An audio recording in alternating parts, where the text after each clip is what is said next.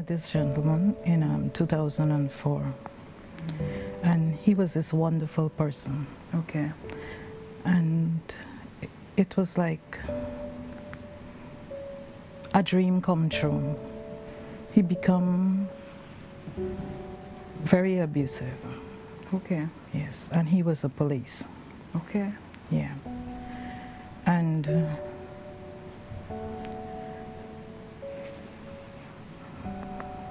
so when it first started to occur, the violent behavior?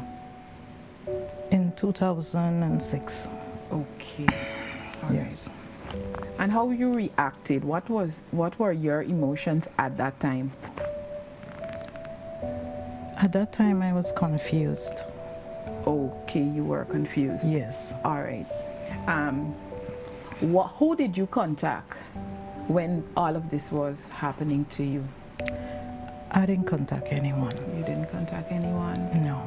Can you express why at that time you didn't? On the first occasion, I said that maybe something is wrong, right? So I did not like contact anyone. So I dealt with it myself. I say, no, maybe it's okay. That's what I said. I'm being honest with you.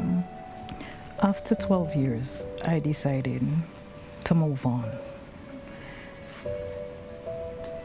It was like one day, the 28th of December, I was sitting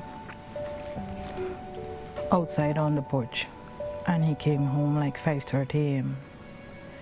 So I said to him, I said, I think I had enough.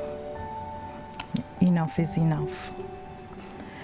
And he told me, he said, when you go to church on Sunday, I need you to ask Pastor, what is the difference between a compromising wife and a rebellious wife?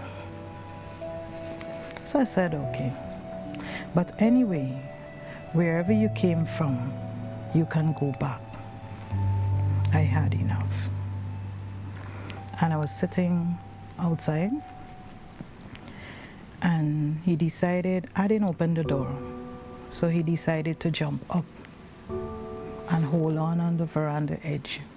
So as he jumped up on the edge, it's like 12 years. There was like a wood to the side, and I said, it's 12 years of no peace. And I need peace. And I don't know, like, what went wrong in me. It's like I snapped. And there was a board like from the bed, and I pick it up, and as his hand was on the rail, I lashed him like so many times in a minute that I didn't realize that, you know, the hand just fall down like this.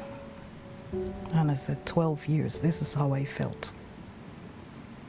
12 years. And it gave me that strength from that moment, that looking at him, he's weak. Because when his hand fell like this, he started crying like a baby.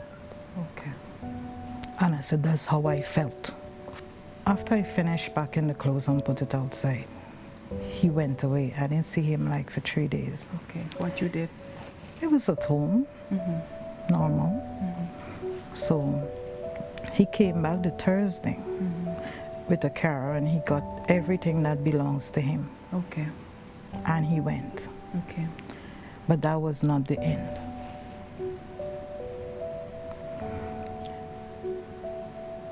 He came back on January the 11th. Yeah. And he said that he would like to come home back. Okay. So I said no. I told him no.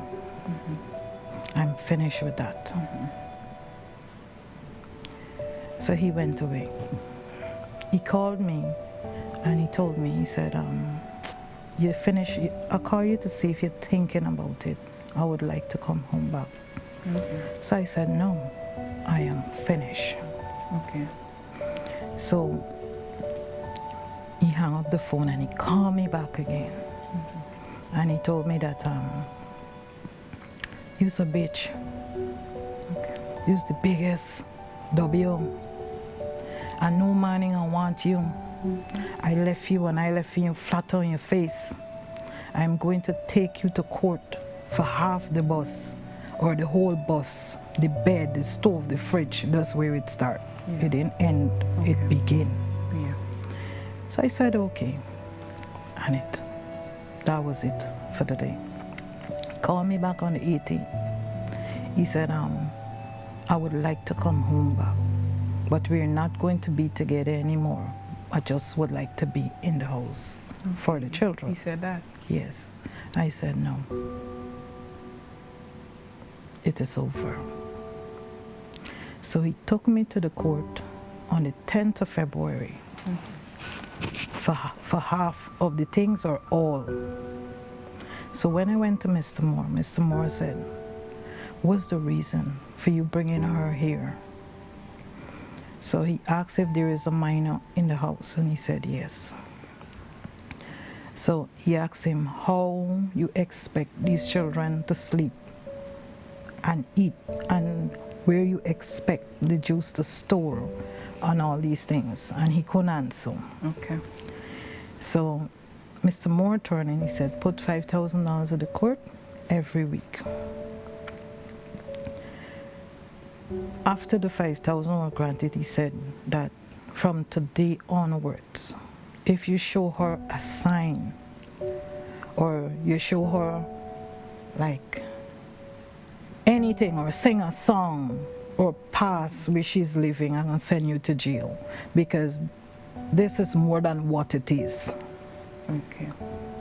So he said, for 5 years, I'm going to place a restraining order that you don't go close to her. So on the 28th of February, I was going into the yard, into my yard. I didn't hear no steps. I didn't hear anything. All I know is that I get something hits me. And like in a gaze, I was on my back in the yard. Okay. Lying on my back. So in a gaze, I see him standing over me. And I was like, this is it, because he didn't give up. So I saw him over me, so in a gaze, so I closed my eye and I stopped breathing. And then I hear my daughter Shondell, she come by the door, but she couldn't get the door open because it was grilled, all over grilled, so she couldn't get the door open. And she was like, Mom, Mom, so far away hearing, you know, she calling, Mom, Mom, what's going on, Daddy, what's going on, you know? And he said, call like in fear mother,